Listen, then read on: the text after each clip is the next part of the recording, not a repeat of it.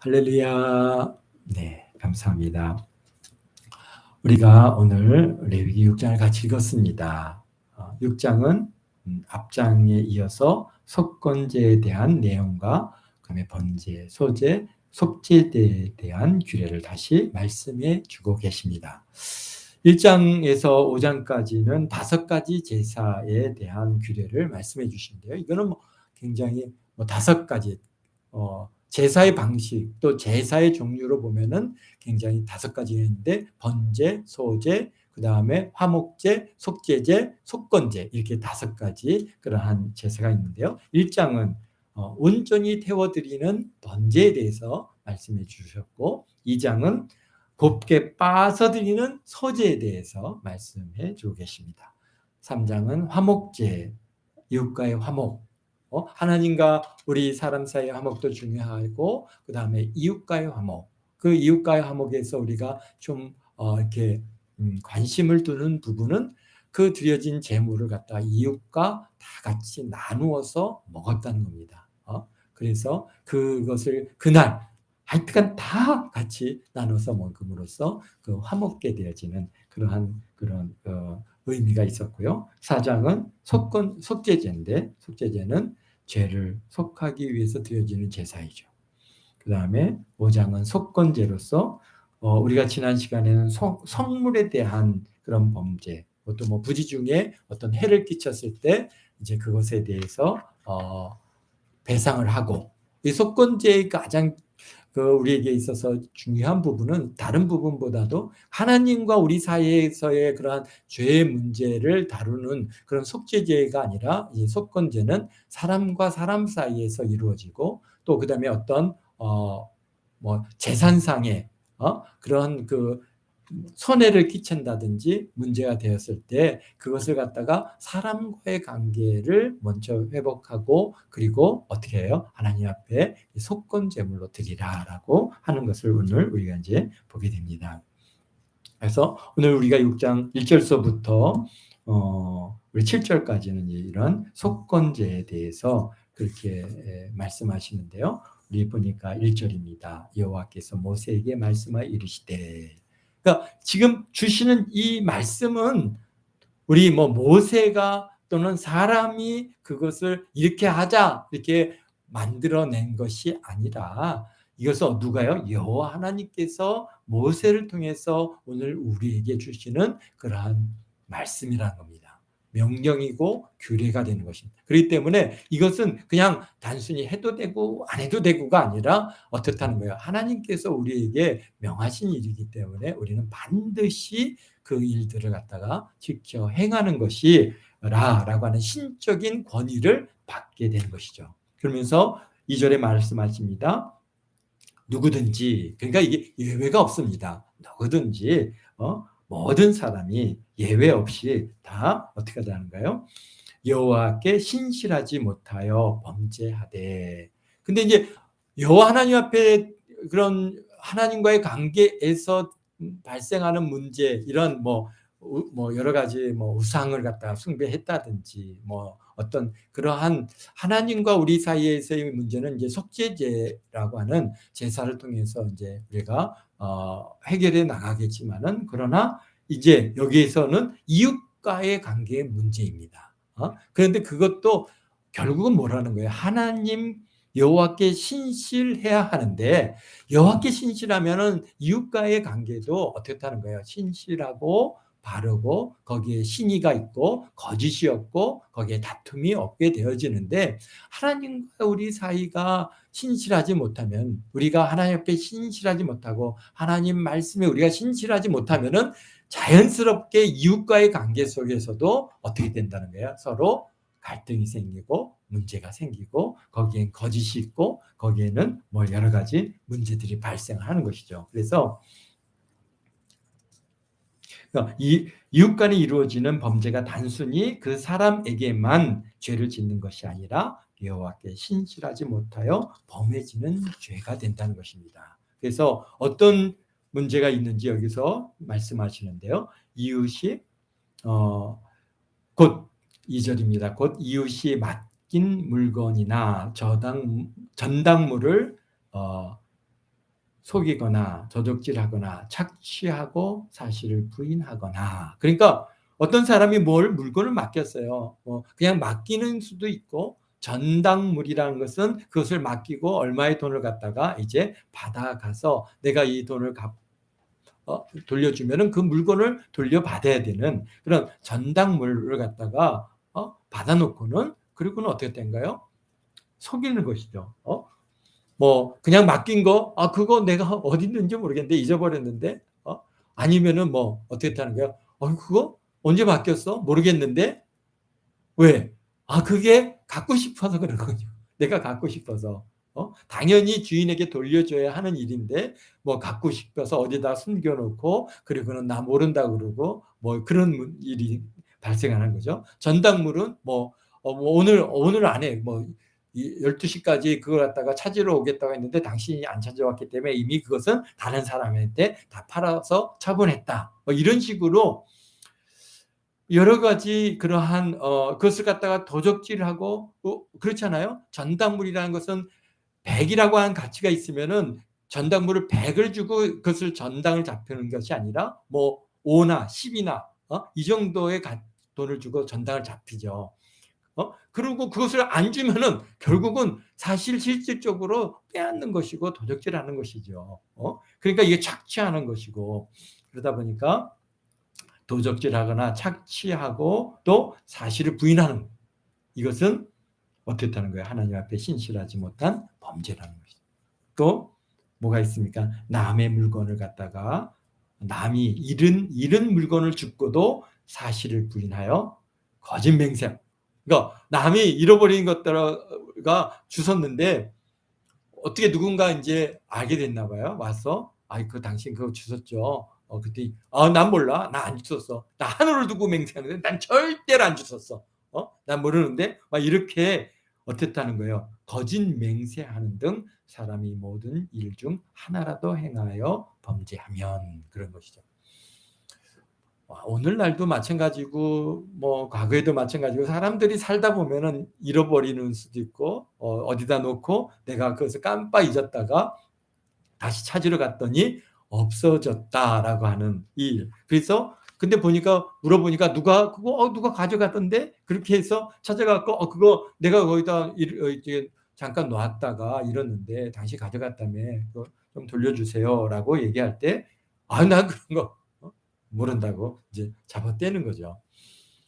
참 요즘에 많은 참 우리 대한민국에 대한 많은 좋은 평가 중에 하나가, 사실은 사람들이 남의 물건에 대해서 그렇게 잘 훔쳐가지 않는다고 하는 것에 굉장히, 외국 사람들이 우리나라에서 굉장히 놀라는 것 중에 하나가 이겁니다. 뭐냐면은 우리나라 사람들이, 뭐 여러분들이 카페를 가보셨는지 모르겠지만 카페에 가서 보면은 그냥 카페에서, 요즘에는 카페가 뭐 그런 차 마시는 곳이 아니라 우리 젊은이들이 공부하는 곳이 있더라고요. 그래서 공부하는 데 보면은 자리를 비우고 뭐 화장실을 간다든지 어디를 자리를 비우고 가면서 자기의 소지품이나 뭐 노트북이나 책이나 이런 것들을 다 놓고 그냥 자리를 비워서 갔다가 왔는데 그게 안 없어져 가지고 외국인들은 그게 깜짝깜짝 놀란대요.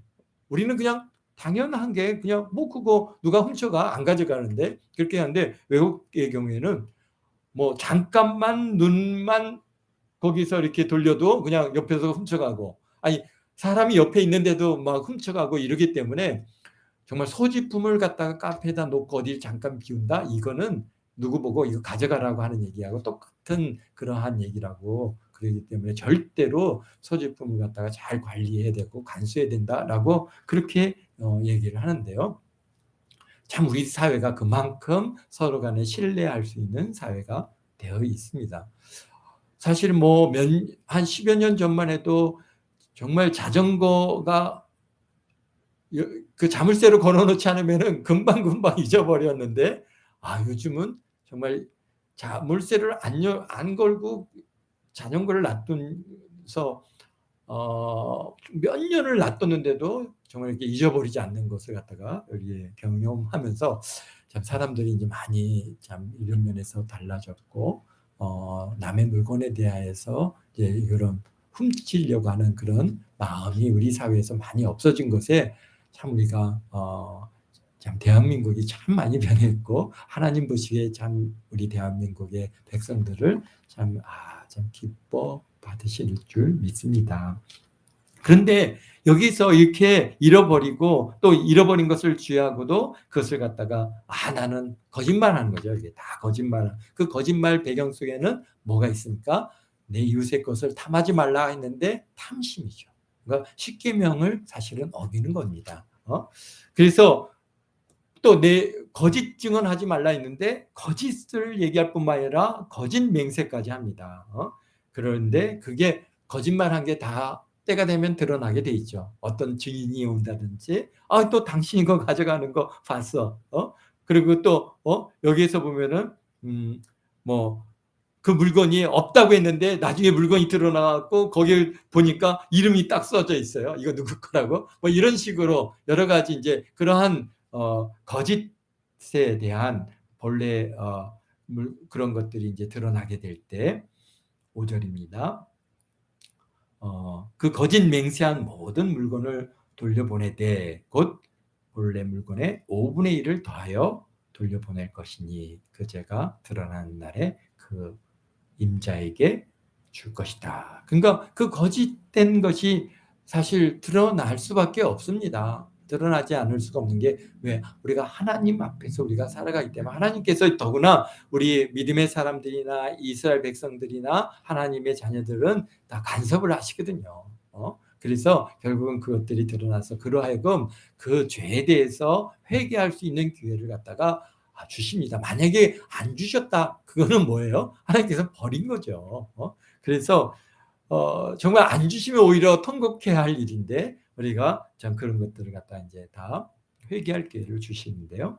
드러나면은 그날에 그냥 이거 당신 거니까 가져가세요. 그렇게 하지 말고 어떻게 하라는 거예요? 5분의 1을 더해서 그 물건의 5분의 1을 더해서 그 사람과의 관계의 문제를 해결하는 거죠. 그래서 배상을 하라는 겁니다. 배상을 하고 그리고 거기에서 끝나는 게 아니라 하나님과 이제 우리가 하나님께 신실하지 못한 죄이잖아요. 그러니까 하나님과 우리 사람의 관계 또 해결해야죠. 그때 드려지는 것은 바로 속건제인데 이 속건제는 어떤 걸 드려야 되냐? 바로 양떼 중에 흠 없는 순양을 속건제물로 제물을 위하여 제사장에게 끌고 가서 제사장은 여호와 앞에 그를 위하여 속죄한즉 그 다음에 7절에 마지막 말씀이 너무 감사하죠. 뭐라고 했습니까? 제사장은 여호와 앞에 그를 위하여 속죄한즉 그는 무슨 허물이든지 사함을 받으리라. 아멘. 정말 이게 얼마나 이게 감사한 일인지 하나님께서는요. 정말 우리 사람들의 관계 서로 갈등하는 문제들 이런 문제들을 갖다가 회개하고 돌이키고 하나님께 용서를 구하면은 어떻다는 거예요? 무슨 허물이든지 어떻다는 거예요? 사함을 받으리라. 아멘. 하나님 앞에 우리 하나님께서 나 그건 도저히 용서해 줄 수 없어. 용서받지 못할 죄는 없다는. 그런데 뭐 하지 않는 거예요? 자기가 자신의 죄를 인정하지 않고 자기 죄를 회개하지 않을 때는 그건 어쩔 수 없는 것이지만은 그러나 하나님 앞에 그렇게 자기의 죄를 갖다가 인정하고 회개하면은 하나님께서는요 어떻다는 거예요? 여기에서 속죄한즉 그는 무슨 허물이든지 사함을 받으리라. 아멘. 그다음에 우리 8절서부터 13절은 이제 번제 드리는 그런 규례를 갖다가 말씀해 주시는데요. 뭐 이미 번제에 대해서는 1장에서 자세히 말씀해 주셨는데 오늘 또 6장에서 반복해서 그러나 뭐 또 짤막하게 이렇게 제사 드리는 번제 제사를 드리는 규례를 반복하시는데 그런데 좀 다릅니다. 6장에서 주시는 번제, 소제 또는 속죄제에 대한 그러한 그 내용이 좀 달라요. 우리 1장에서 1장, 2장, 3장, 4장에서 보여지지 않는 그런 말씀들이 있는데 왜 그러냐면요. 1장, 2장, 3장, 4장에서 주시는 이 뭐 번제나 소제나 속죄제에 대한 제사 이 주시는 메시지의 대상이 다릅니다. 1장 2장 1장에서 주시는 번제 제사의 그 주시는 메시지 누구에게 주시는 말씀이냐 하면은 바로 제물을 바치는 사람에게 주시는 그러한 메시지입니다. 그래서 어떻게 바쳐라, 어떻게 끌고 와서 어디서 줍고 또 어떤 예물을 드리고 어떤 것을 잡아야 되고 어떻게 이제 각을 뜨고 어떻게 해라라고 하는 그러한 내용들을 갖다가 그러니까 제물을 바치는 자에게 주시는 메시지라고 하면은 오늘 이 6장에서 주어지시는 이 메시지는 그것이 아니라 제사장에게 주시는 메시지입니다. 제사장은 그럼 뭘 해야 되느냐? 제사장은 사실 다르죠. 우리가 오늘날에도 우리가 이제 예배를 갖다가 우리가 같이 드릴 때 교인들과 또 목회자가 준비하는 게 다르지 않습니까? 일단은 목회자는 뭡니까? 설교를 준비해야 되고 또 예배 분위기를 만들어야 되고 뭐 주보도 만들어야 되고 뭐 모든 것들을 갖다가 이렇게 이제 준비해야 하는 그러한 말씀과 또 교인들은 와서 예배를 드릴 때 자기 마음을 정리하고 또 한 주간의 삶을 갖다 돌이켜보고 그렇게 해서 하나님 앞에 자신을 또 이렇게 헌신하고 하는 그런 방식에 있어서의 차이들이 있습니다. 그렇기 때문에 여기에서 말씀하신 것은 제사장에게 주시는 건데요. 그래서 여기서 여호와께서 모세에게 말씀하여 이르시되 아론과 그의 자손에게 명하여 9절에 말씀하시죠. 이것은 아론과 그의 자손들에게 주시는 말씀인데요. 번제 규례는 이러하니라. 번제물은 아침부터 제단 위에 석쇠 위에 두고 제단의 불이 그 위에 꺼지지 않게 할 것이요. 그러니까 제사장이 해야 할 일은 번제단에 불을 갖다가 피우고 그 불이 꺼지지 않게 유지하는 이 일들이 제사장에게서는 가장 중요한 일이죠. 그렇기 때문에 무슨 제물을 바치는 게 중요한 게 아니라 제사장 입장에서는 제단에 불을 유지하는 거죠. 그래서 꺼지지 않게 하고 그 다음에 뭘 입니까? 세마포를 입고 그 다음에 세마포 속바지를 입어서 하체가 드러나지 않게 그렇게 하라. 그렇죠. 이런 거는 지금 회중들이나 제물을 바치는 사람들이 주어지는 메시지가 아닙니다. 바로 이제 목회자가든지 제사장이라든지 이렇게 이 제사장들은 세마포를 입고 목사는 또 가운을 입고 이렇게 나와서 예배를 갖다가 이제 준비하는 이런 일들이 다 거기에 속한다고 보는 것이죠. 그래서 제사장은 세마포에 긴 옷을 입고 그리고 속바지를 입어서 하체가 드러나지 않게 하고 단 위에 불태운 번제물의 재를 갖다가 가져다가 제단 곁에 두었다가 이제 그리고 와서 그걸 갖다가 이제 여기 뭡니까? 회막 바깥에 이제 이 재를 버려야 되는데 그냥 나가면 안 돼. 세마포를 입고 나가면 안 되죠. 그것은 이제 벗어 놓고 다른 옷으로 갈아입고 그리고 이제 번제단의 재를 다 가지고 그리고 진영 바깥까지 그 재를 가져다가 정결한 곳에 가져갈 것이요. 그다음에 제단 위에 불은 항상 피워 꺼지지 않게 할지니 제사장은 아침부터 나무를 그 위에 태워서 번제물을 그 위에 벌려놓고 화목제의 기름을 그 위에 불사를 지며 불을 끊임없이 제단 위에 피워 꺼지지 않게 할지니라. 이게 제사장의 아주 가장 중요한 직무이고 그 다음에 뭡니까? 번제에 대한 그의 규례인 것이죠. 그리고 소제를 드리는데요. 소제는 또 두 가지로 또 구분되어 있습니다.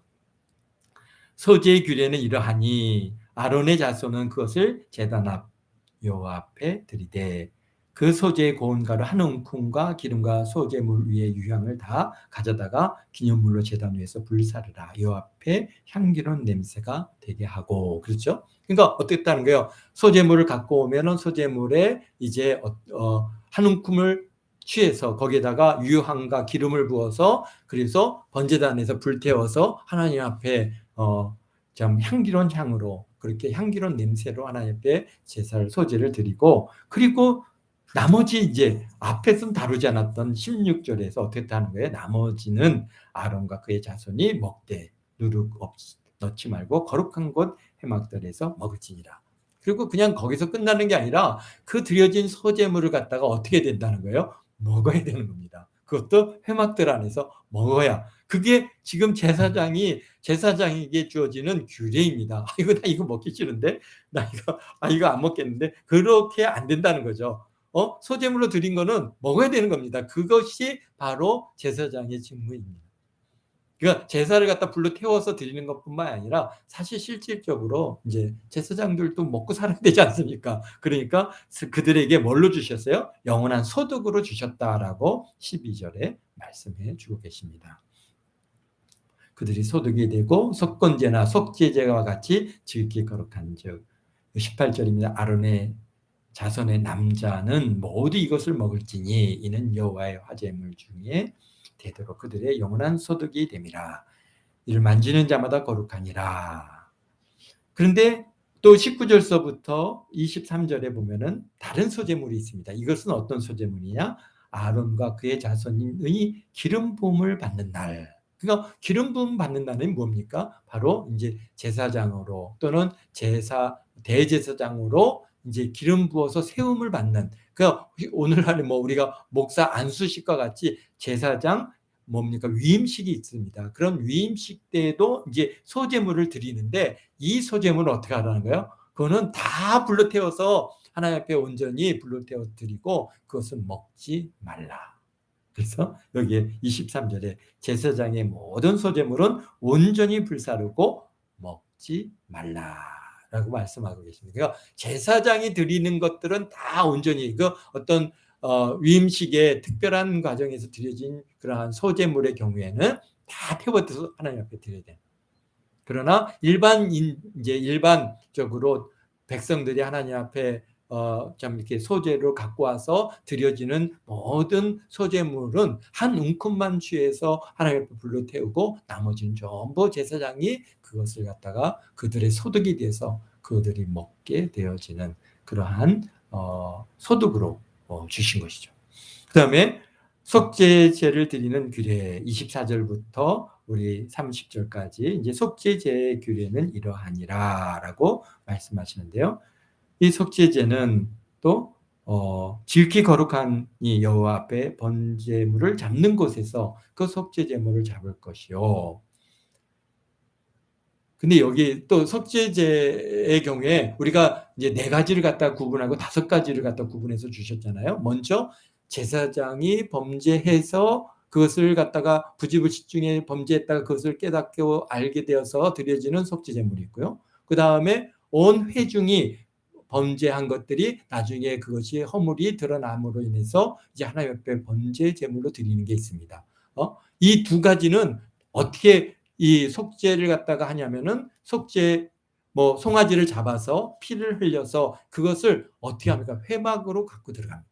그래서 분향단에다가 바르고 그다음에 그 휘장 앞에서 7군데 뿌려서 그것을 갖다가 속죄하게 되어지는 그런 속죄 제물이 제사장과 온 회중이 범죄에 대한 제물은 그렇습니다. 그러나 이제 뭐 장로라든지 또는 머리된 자들이 범죄한 것, 또 일반 평민이나 또는 정말 어려운 사람들이 드려서 이제 이렇게 드리는 그런 속죄 제물들은 그것은 어떻게 그냥 번제단에서 그것을 갖다 피를 갖다 번제단에 뿌리고 번제단 뿔에 바르고 그리고 그것을 갖다 이제 기름은 다 긁어내서 번제단에서 불로 태우고 나머지 거기서 얻게 되어지는 모든 고기들은 어떻다는 거예요? 다 그것은 제사장이 그것을 먹어야 되는 겁니다. 여기 보니까 속죄 회막에 뜰 거룩한 곳에서 먹을 것이다. 26절에 죄를 위하여 제사 드리는 제사장은 그것을 먹되 회막 뜰 거룩한 곳에서 먹을 것이며 그 고기에 접촉한 모든 자는 거룩할 것이요 피가 어떤 옷에 묻든지 묻은 것을 거룩한 곳에서 빨 것이며 심지어는 그 고기를 갖다가 이제 우리가 그냥 먹을 수 없잖아요. 그러니까 어떻게 요리를 해야죠. 그러니까 삶아서 먹을 때 토기에다가 삶았으면 그 토기는 깨트려 버려요. 토기가 뭐죠?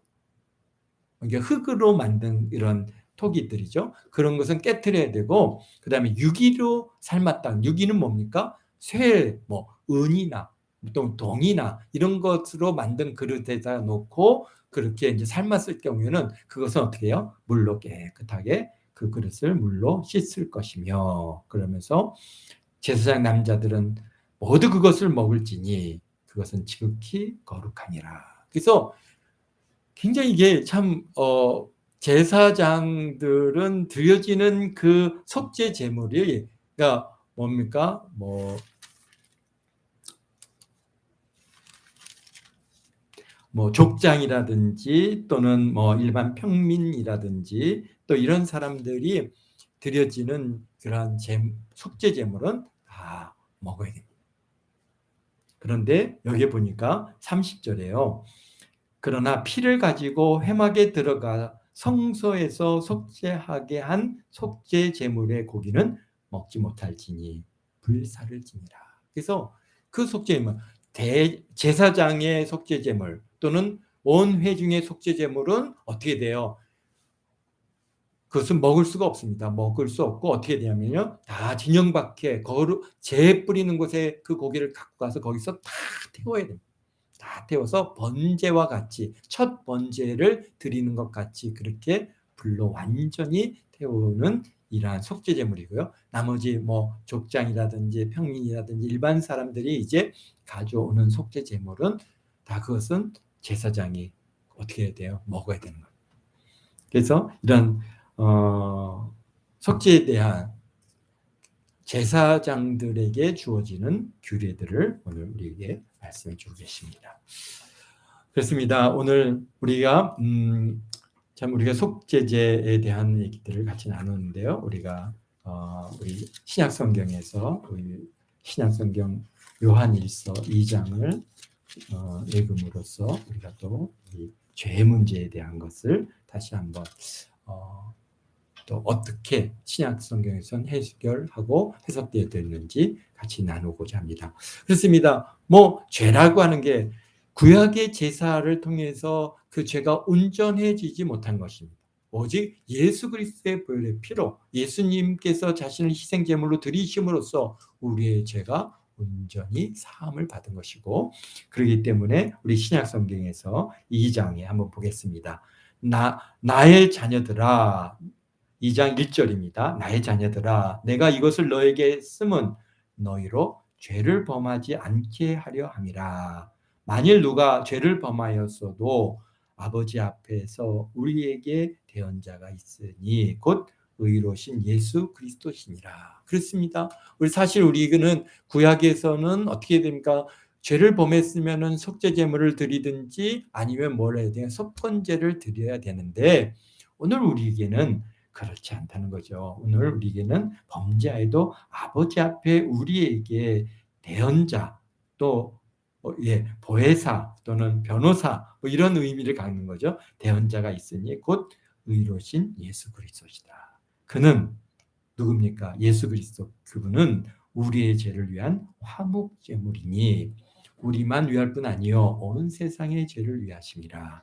우리가 그의 계명을 지키면 이로써 우리가 그를 아는 줄 알거니요 알 것이요 그를 아노라 하고 그의 계명을 지키지 아니하는 자는 거짓말하는 자요 진리가 그 속에 있지 아니하되 누구든지 그의 말씀을 지키는 자는 하나님의 사랑이 참으로 그 속에 온전하게 되었나니 이로써 우리가 그의 안에 있는 줄을 아노라. 그의 안에 산다고 하는 자는 그가 행하신 대로 자기도 행할지니라. 아멘. 그렇습니다. 여기서 4절에만 그의 계명을 지키지 않으면 또 우리가 거짓말하는 것이고 진리가 그 속에 있지 않다라고 하셨죠. 3절에 우리가 그의 계명을 지키면 이로써 우리가 그를 아는 줄 안다라고 말씀하셨죠. 그럼 그의 계명이 뭡니까? 10계명은 아니죠. 그러면서 이제 뒷부분에 7절 이후에 계속해서 새 계명에 대해서 말씀하시는데요. 그 주시는 새 계명이 뭐냐? 바로 3장 23절에 말씀하고 계십니다. 뭐라고요? 말씀하셨는지 우리 뭐 잘 아는 말씀이지만 다시 한번 읽음으로써 그 의미를 새롭게 하고자 합니다. 그의 계명은 이것이니 곧 그 아들 예수 그리스도의 이름을 믿고 그가 우리에게 주신 계명대로 서로 사랑할 것이니라. 아멘. 그래서 예수님께서 우리에게 새 계명을 주셨습니다. 뭐라고 주셨어요? 서로 사랑하라. 그 서로 사랑하고 바로 그 주시는 그 계명을 갖다가 우리가 지키면 이로써 우리가 그를 아는 줄 안다라고 말씀하십니다. 우리가 예수님을 믿는다 말로만 그렇게 한다고 해서 믿는 것이 아니라 결국 우리가 믿는다면은 예수님이 행하신 대로 그분께서 우리를 사랑하셔서 십자가에서 죽기까지 우리의 대성물이 되어주시고 우리를 구원하신 그 사랑을 우리가 어떻게 되는가요? 그분과 같이 우리도 행할지니라 라고 서로 사랑해야 한다. 사랑함으로써 우리 안에 예수 그리스도에 대한 우리 믿음이 있음을 우리가 확증할 수 있다고 하는 이 말씀을 다시 한번 우리 마음에 새기면서 그렇습니다. 죄라고 하는 문제는 우리 예수님께서 이미 다 대속하셔서 우리의 죄를 다 이제 사하셨기에 우리가 이제 그 은혜에 감사해서 서로 사랑하며 살아가는 우리 동학교 모든 성도들 다 되시기를 주의 이름으로 축원드립니다. 기도하겠습니다. 사랑의 예수님 감사해요. 오늘도 이렇게 저희들 레위기 6장을 통해서 또 이렇게 아버지 하나님의 말씀을 마음에 새겨봅니다. 참 우리가 참 사람들과의 사이 속에서 혹여나 거짓말하거나 남의 것들을 탐내고 욕심내고 훔치고 거짓말한 일들이 아버지 하나님 얼마나 많이 있었는지 참으로 부끄럽고 두렵고 아버지 하나며 그렇습니다. 우리의 모든 죄 아버지 하나님 생각날 때마다 주님 앞에 회개합니다. 우리가 알지 못하고 또 우리가 부지부식 중에 행한 일들까지도 아버지 하나님 이 시간 회개합니다. 십자가에 위신 예수 그리스도의 그 거룩하신 보혈의 피로 정결케 하시고 깨끗게 하여 주셔서 참 우리가 하나님 앞에 나아가기에 부족함이 없는 우리 동학교 모든 성도들 다 되도록 주님 축복하시고 참으로 아버지 하나님